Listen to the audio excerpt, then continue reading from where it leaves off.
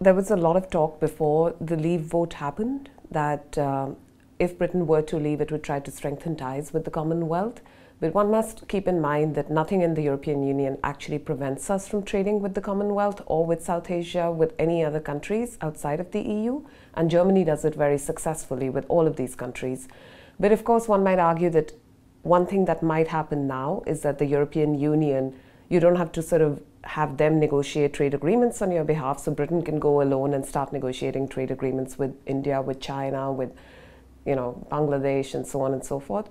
But the key issue there that we have to keep in mind is that if Britain is preoccupied with dealing with the European Union, and if the British economy falls into a downturn, which is what most economists expect would happen, then the prospects of trading with Britain or with the rest of the European Union are not going to be that great.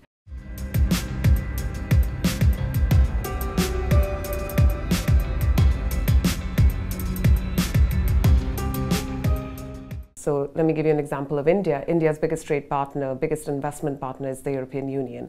If tomorrow the upheaval that's been created in the UK is felt in the European Union as well, which of course we all think it will be, then India's biggest trade and investment partner just is not going to be doing so strong economically, and that repercussion will be felt in India as well. So for the bulk of Indians who live in India, the way their economy is going to be affected is that they're going to see some amount of dampening of trade and investment with the European Union, and in particular with the UK.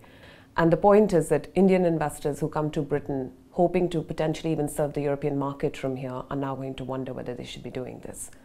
The UK is not going to be prime on people's list at the moment, even though for most Indian investors, the UK was always the most attractive destination because we have historical ties. And this is, again, a well-known fact that if you have historical ties with a country, you tend to trade more and invest more in that country.